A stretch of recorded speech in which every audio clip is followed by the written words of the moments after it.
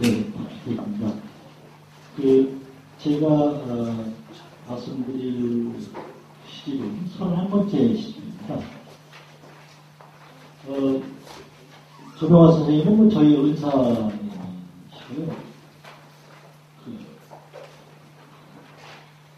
이번 시집을 읽으면서 선생님에 대해서 다시 한번 생각을 해봤습니다. 한 가지 생각은 선생님만큼의 살아 계시면서 정말 영화를 누리신 분은 대한민국 시단에서 없으실 것이다. 아마 소설가를 통틀어서도 없으실 것이다. 그런 생각이 들었습니다. 이력이 아마 전무후무하고 앞으로도 없을 것 같다는 생각이 들었습니다. 서정주 선생이 그랬을까? 고은 선생이 아마 그런 축적이 있을 것이다라고 생각이 들긴 하는데, 그러나 우리 선생님처럼 그렇게 인간적인 풍모와 멋스러운 이런 분은 안 계셨을 것이다. 그렇지는 않을 것이다 라는 생각을 했습니다. 그래서 일견 정말 존경스럽기도 하고 또 부럽기도 그렇게 했습니다. 그리고 그러하신 선생님이 제 스님이시라는 것에 대해서 자랑스러워 했습니다. 이 31번째 시집은 전부 다 외국 여행에서 보고 들은 풍경과 감회를 적으시고 구성되어 있습니다. 시의 밑에 연도와 날짜, 숙소, 방법까지 이렇게 적혀 있습니다. 1부, 2부, 3부, 4부 이렇게 5부로 되어 있습니다만 1부는 이탈리아, 프로벤스 기행이고요. 2부는 인도, 마드리스 기행, 3부는 로테르담 기행, 4부는 일본, 그리고 5부는 바로 국내에서 쓴 그런 시입니다. 선생님 말씀이 서문에 있습니다만, 참으로 많은 곳을 영혼의 먼지로 후회 없이 떠돌았다. 이제 지구엔 갈 곳이 없다. 이 선생님께서 이 시집을 낸 것이 80년대 중반입니다. 86년도, 7년도. 여행이 해금이 된 것이, 여행이 이렇게 자유스럽게 된 것이 아마 90년대, 80년대 후반에서 90년대 초반이라고 생각한다고 하면 그 이전에 다 가서 지구엔 갈 곳이 없다라는 이런 선언은 상상을 초월합니다. 실제로 선생님 연구를 다시 한번 봤습니다. 그랬더니 그 이력이 화려하게 그지없고 어떻게 선생님이 초대를 받아서 이렇게 가셨는지, 아니면 국제 팬클럽에 뭐를 가셨는지, 선생님이 그렇게 하신 것에 대해서 저도 가입을 하고 싶을 정도로, 어쨌든 선생님은 여행하기 힘든 시절에 이것저것을 둘러보셨습니다. 여행이라고 하는 것이 사실은 보는 것이기도 하지만 보이는 것이죠. 그래서 선생님의 시 곳곳에는 내면으로의 여행, 그러니까 사물과 세계를 바라다 보이지만 그 사물과 세계는 또 시접하자 시인에게 말을 건네오고, 그래서 사실 여행이라고 하는 것이 아무것도 보이지 않는 무적, 그러니까 아무것도 없음일 수도 있을 것이라는 생각을 합니다. 그런데 사물을 바라볼 때 어떤 지각력, 의식 이런 것이 그 사물과 직관할 때 그 사물이 말을 건네와서 통일을 이루는 것이죠. 그런데 사실은 통일이 아니라 그것은 화자와 그 시적 대상, 세계와의 협력 관계다. 그런데 그런 협력은 육체적인 충동, 그러니까 응시하고자 하는 시선의 욕망, 응시의 욕망이 없으면 안 된다. 그러니까 아까 나대 선생님께서 여기 오실 때 저는 차를 커피용을 하고 저는 발견하지 못했고 발명조차도 못했습니다. 다만 시간에 급해서 역겨웠습니다. 나지 선생님은 16개 오셨기 때문에 아마 새로운 발견과 발명을 했으리라고 생각됩니다. 여행이라고 하는 것은 아마 그런 것이 아니겠는가. 선생님께서도 세계 이곳저곳을 돌아보시는 것인데 그것은 자신의 내면성이고 그리고 내면 깊은 것 아마 그것이 광야이든 아니면 저 깊은 어느 곳이든 그런 응시를 통해서 선생님 스스로와 만나는 시간입니다. 그런 만나는 시간들이 본래적인 것 이런 것과 매우 상면하고 있습니다. 그래서 우리가 전부 알고 계시다시피 고독, 허무, 우울, 죽음 뭐 이런 것입니다. 선생님의 이 여행 시편에서 느끼는 것도 대체적으로 고독감, 존재의 고독감 그런 것입니다. 가령 무수한 그저 무수한 것들이라는 시가 있습니다. 무수한 사람들, 무수한 권력들, 무수한 기들들은 무수한 물건들, 무수한 식당들, 무수한 찌꺼기들, 무수한 공들입니다. 그저 무수하다는 말밖에 나오지 않는 이 무수한 고독들. 근데 스님께서 정말 세계 시인대회에 이곳저곳을 돌아다니시면서 사람, 갈매기, 비둘기, 식당 여러 가지를 보고 있습니다만 이런 것들은 선생님께서 보신 것에 대한 전이 된 기록 그러니까 여기서 몇 개의 대상은 아마 선생님께서 무수하게 봤던 그런 대체적인 기록일 것이라고 생각이 됩니다. 근데 중요한 것은 여선한 번째 시집에서는 화자의 감정적인 표현이 거의 나오지 않습니다. 그러니까 말하자면 대상을 있는 그대로 그려서 묘사적이거나 혹은 이미지적으로 이렇게 그려서 풍경을 스케치하듯이 그렸고 감정은 잘 드러내지 않으신 것 같아요. 그러나 대상을 바라보면서 거기서 느끼는 것들의 의물한 것 이런 것들 아마 여기 명시되어 있는 거의 유일할 정도의 고독이라는 말이 이 31번째의 시집인 것 같다는 생각이 듭니다. 그런데 이 사물과의 대화 혹은 교성 이런 것들은 육체적인 충동 그러니까 사물과 세계를 해석하고 바라보고 또 그 존재성을 새롭게 하고자 하는 어떤 의식의 투영 이런 것들을 통해서 세계가 새롭게 태어납니다. 가령 이태리의 프로렌스의 노브리가 59번지 309호에 묵으면서 이렇게 선생님께서는 얘기하십니다. 직선으로 끌린 자기의 길로 돌아가는데 이것은 중간에 포기하는 것, 중간에 포기하는 것은 결국에는 자기의 길로 돌아가는 것이다. 이렇게 얘기를 합니다. 여기서는 그 말이 생각이 되겠습니다만 포기, 중대에 그만두는 것 이런 것들은 선생님께서 아마 부정적으로 바라보고 있는 것이 아니겠는가. 그래서 선생님께서는 여행하면서 느끼고 있는 것 그런 것들은 말하자면 살아있는 아주 생동감 있는 육체적인 충동 이런 것에 의해서 발견과 발명을 하는 것이다. 그런데 이 몽마르트 성당에 또 가십니다. 그런데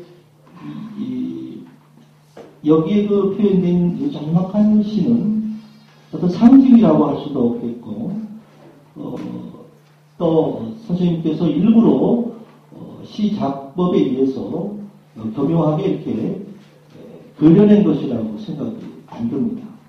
그냥 직설적으로 선생님께서 말씀하신 것 같아요. 어젯밤의 일을 다 보여야 합니다. 그러나 하나는 보여할 수 없습니다. 아무리 신분이 급이라 해도. 그래서 저는 궁금한 게 과연 어젯밤에 약주 드시고 뭐를 하셨는지 늘 시간마다 이렇게 쓰셨기 때문에 되게 궁금하더라고요. 그래서 아마 지금 선생님께서 이 시 정확한 시는 선생님의 시집을 전체를 관통한다고 할 수도 있습니다. 무슨 뜻이냐면요. 선생님께서는 그 말씀을 잘 안 하시더라고요. 그러니까 하고 싶은 말을 다 하지 않고 간명하게 이렇게 이야기를 하십니다. 그래서 단순하지만 그 읽는 사람으로 하여금 복잡하게 어떤 사유체계를 이끌어냅니다. 선생님께서 쉽게 쓴 시다 이렇게 그래서 아까 쉬운 시가 아니다 이렇게 말씀을 하셨습니다. 그게 어렵다고 말씀을 하셨습니다. 이 시도 이 시를 통해서 선생님이 시작법에 관통하는 그런 것이 아니겠다. 그래서 경험적인 것, 선생님의 사유체계 이런 것들을 대단히 단순하게 만들어서 우리들에게 보여주는 것입니다. 그래서 이 근원적이고 본질적인 것 이런 것에 시선이 맞닿아 있으면서 이런 것들을 단순하게 우리들에게 보여줌으로써 우리들에게 깊은 사유로 이끄는 것이 선생님의 시적 방법이고 또 시를 생각하는 본질적인 그런 것이 아니겠는가. 저희들에게 제가 선생님이 시는 이렇게 써야 된다 이렇게 가르쳐 주신 바는 없습니다만 화동에 가셨을 때 언뜻 혹은 선생님이 말년에 저희들이 늘 모시고 다닐 때 시에 대해서 혹은 비평가에 대해서 말씀하시는 것 이런 것들을 요청할 때 아마 그것이 이렇게 쓰시는 것이 선생님의 시적 방법 또 시를 생각하시는 본질적인 것이 아닙니다. 이 생각입니다. 그 다음에 이승의 종차격이라는 시가 있습니다. 거기에 노인을 바라보고 있는 것인데요. 사실은 이때 쓰신 때가 선생님의 연대가 그렇게 죽음을 생각할 나이는 아닌 연대였는데 노인을 생각하면서 이제 마지막 행을 보면 지사겐 이젠 욕망이란 없다 이렇게 다소 선언적이죠. 진술적인 문장인데 이 진술적인 문장은 앞에 노인이나 늙음의 시간의 정지체들 이런 걸 바라보면서 화자의 아주 고백적 진술인데 실제로 그렇다면은 이 말이 신빙성이 있었겠는가 하는 생각도 사실은 들었습니다. 왜냐하면은 보통 60이 넘으면은 욕망이 정지해야 된다라고 이렇게 얘기는 하고 있습니다만 사실은 욕망의 정지라고 하는 것은 생의 정지이고 또 시간의 정지이지 않겠는가 하는 생각이 듭니다. 그러면 왜 지금 이 선생님께서 이 노인을 통해서 욕망이란 없다라고 하는 선언적이고 진술적인 것에 다다르냐? 그건 제 생각으로는요. 이 죽음을 정향하고 또 자신의 이곳저곳을 정향하고 또 시간과 경험을 정향하는데 사실 그것은 자신에게 깊숙하게 자신을 응시하고 또 자신의 어떤 새로움을 위해서 그런 것이 아닙니다. 그래서 이렇게도 선생님이 시를 썼습니다. 참 좋은 시예요. 사람은 슬퍼하기 위하여 만들어졌고 죽음은 긴 고통의 마지막 승리니 죽음이여 얼마나 고마운 구원이다.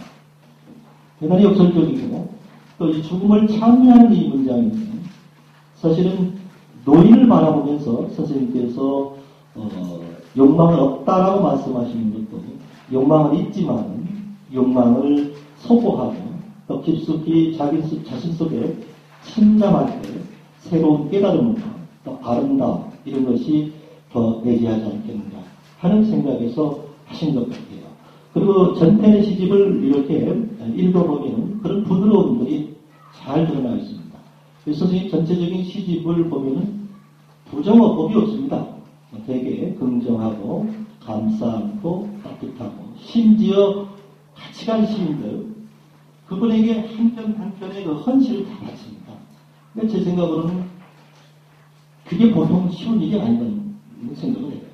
여행이라고 하는 것이 공간성이고 또 여행이라는 것이 사실은 며칠 있다 보면은 몸에 부대끼고 또 이 김동의 태영에서처럼 공간이 너무 좁으면은 그 독립운동가가 빨리 빠져서 죽기를 바라는 것과 마찬가지일 텐데 선생님께서는 한 분 한 분에게 같이 간 동행들에게 헌신을 이것은 선생님의 긍정과 따뜻한 휴머니스트의 어떤 면모와 풍모가 있지 않겠나 생각이 듭니다. 그래서 죽음을 생각하고 이 죽음 속에서 응시하는 것은 육체적인 충동이지만 그 충동은 내면에 깊이 있다. 깊이로 간다. 그래서 욕망은 없다라고 하는 선언적 진술은 사실은 의심은 가지만 그 의심은 전적으로 선생님 스스로의 내면의 아름다움으로 빛나는 것이 아니겠는가 그런 생각이 듭니다. 고거에 보면은 그렇습니다. 나는 불을 견딜 수가 없을 것이다. 당신도 불을 견딜 수가 없을 것이다. 당신은 밖으로 타는 걸, 나는 안으로 타는 걸. 하루도 같이 견딜 수가 없을 것이다. 한 방에서. 이 광고에 바치는 예술가에게 바치는 시입니다. 선생님께서는 스스로 화자를 불로 얘기하고 또 반고도 불로 얘기합니다. 불은 아마 치열한 것이죠. 그리고 이 불이라고 하는 것은 사실은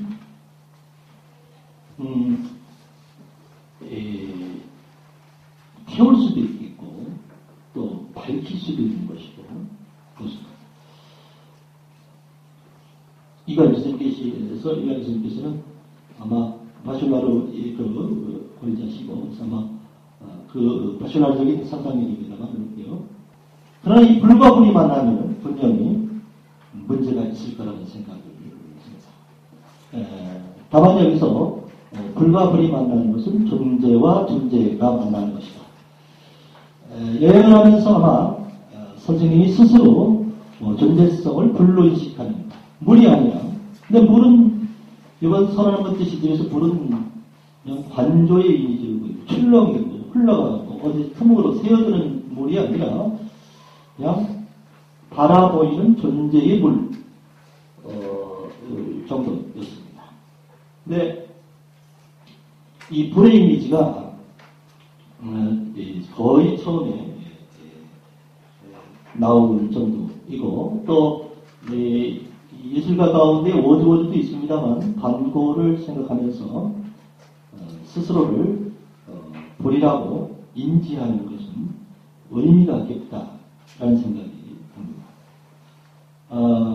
이 불이라고 하는 것은 죽음을 향해서 가는 것이죠. 그런데 이 죽음을 향해서 가는 것은 치열한 육체적인 충동과 응시 그리고 자신의 어떤 기억 속에 내재한 흔적 이런 것들을 만나는 것이죠. 그래서 불은 죽음을 연시하고 또 죽음은 소멸인데 그래서 불을 피우는 것은 죽음의 입사심. 그러나 사실은 죽음을 그 자체로 몰입하는 것은 없죠. 그래서 이 죽음이라고 하는 것은 불의 죽음은 사실은 생의 충동이고 육체와 응시의 충동이어야 된다. 그 생각이 듭니다. 고를 만나고 고를 생각하는 것도 이 불의 연성인데 이 불의 연성은 환하게 낯을 밝히는 것인데 그 낯을 밝히는 것은 실제로는 자신의 내면 혹은 세계의 어떤 해독, 세계를 밝히는 어떤 이런 것과도 상통이 된다. 지금까지는 선생님이 보고 또 느끼고 한 것에 대한 것이죠. 근데 이 바라봄은 사실은 바라보이는 것이고 또 이 응시를 통해서 흔적을 만나요. 이 흔적은 자신의 내면에 고스란히 향한다. 그래서 결코 풍경이 아니듯이 풍경은 자신의 풍경과 만난다. 그런데 이 마지막 5부에서는 청하원이라는 그런 시가 있습니다. 개구리를 듣는 집이다 이런 뜻인데 바로 여기 바로 옆에 옆동에 있습니다. 이 시에서도 이 시는 읽어보면은 개운치 않은 마음으로 물을 따고 아직은 엉성한 벽난 위에 불을 붙인다. 순간 기쁨보다 슬픔이 앞서는 것. 무슨 까닭일까? 평생을 인간이 사는 곳에서 때로는 멀리 때로는 가까이 떠서 스스로의 바람을 탄 한 조각 흰 것. 이제 그 마지막 길 고향 개구리 우짖는 소리 들으며 바람을 버리려 하니 아직은 풀리지 않는 한슬픔 가슴을 찌른다. 오늘 우선 문을 따고 들어서 난로에 불을 지피니 이것이 나의 집이었는가. 이성을 떠나려는 길목에서. 또 이 문장도 맨 마지막 행도 사실은 선생님 연세가 그다지 노년에 이르지 않으셨고 또 그 이후에 왕성한 활동을 하셨고 또 천수를 복도에 누르셨다 하신 걸로 생각하시면 역유추한다면 이런 죽음의 언뜻 이런 선뜻 보이는 이런 것들은 실제로 죽음을 막다른 어떤 것이 있지만서도 또 새로움을 향한 어떤 것이 아니겠는가. 그래서 이거는 완전히 그 세계 여행을 돌아서 그야말로 45분 국도에 난실에 돌아옵니다. 그래서 모든 여행은 아무리 먼 여행이라도 자신에게 돌아옵니다. 그래서 여행도 자신 속으로의 여행이 아니겠는가 하는 생각이 들어요. 선생님이 바라보신 개성문, 영국, 프랑스, 인도, 일본, 벨기에 뭐 이런 것들이 고양되는 곳에서 자신 속에 고양되는 것이 들어와서 일어난다. 그리고 사실은 이 길이라고 하는 거, 또 집이라고 하는 거 이런 것인데 길과 집이 사실은 삶의 전체일 수 있죠. 근데 다시 여기 나의 집으로 돌아왔습니다. 길 속에서 만난 것은 또 집으로 모이고 또 집으로 귀환되지만 다시 길 속으로 퍼지죠. 그래서 난실리 45분 국도에 지금 나의 집으로 와서 시인이 목도한 것은 이제는 자신 완전한 공간적인 시간적인 곳에서의 겨울이고 난실리라고 하는 그런 태어난 자신의 원초적인 공간으로 돌아옵니다. 여기서 찾는 것은 대지이거나 천공이거나 어머니인데 사실은 자신은 화자는 구름으로 이 구름은 편운이라는 그런 게 있습니다. 한조가 구름이라는 뜻인데 돌아와서 결국에는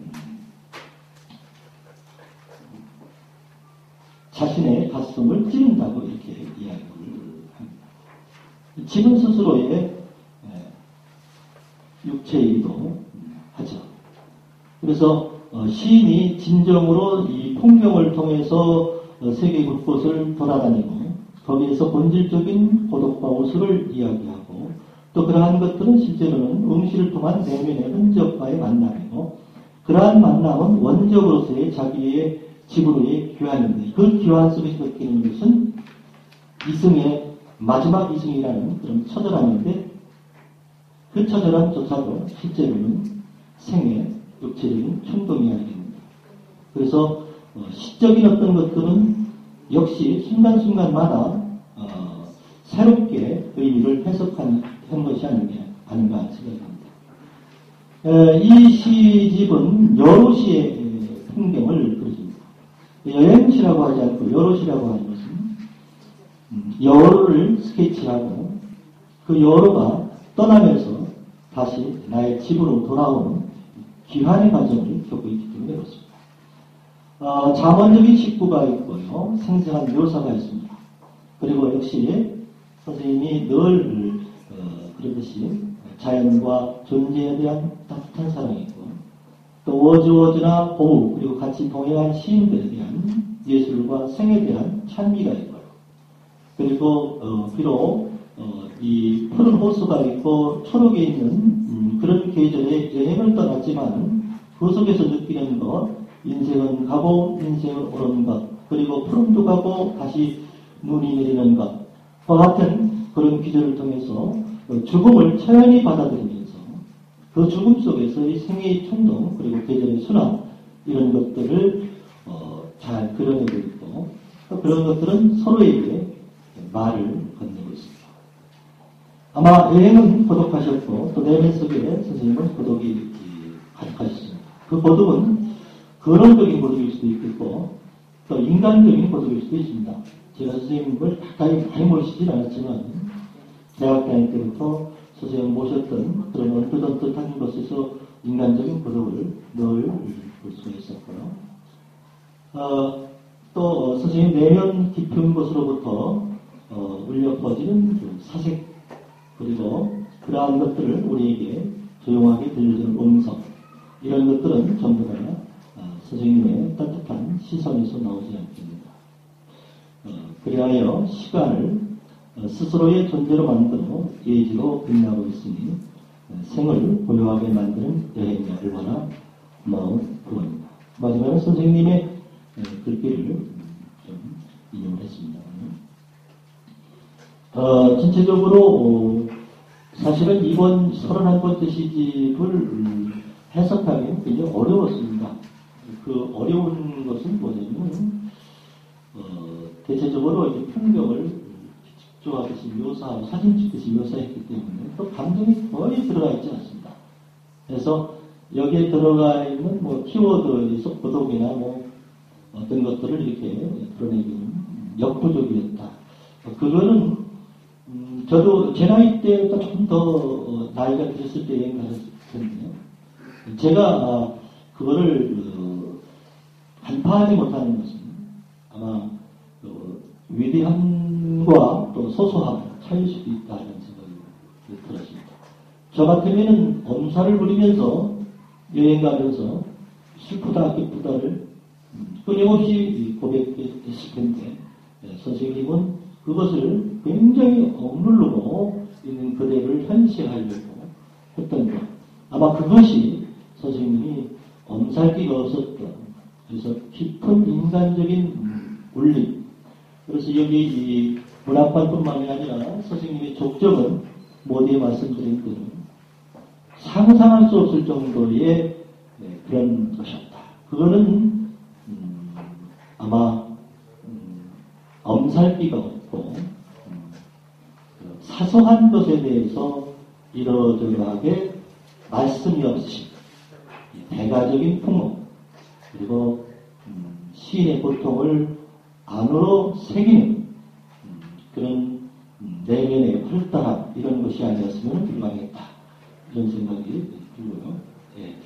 그래서 선생님의 시 세계를 제가 제자로서 살폈습니다만 부끄럽게 짝이었고 누가 안 됐으면 하는 그런 생각입니다. 고맙습니다.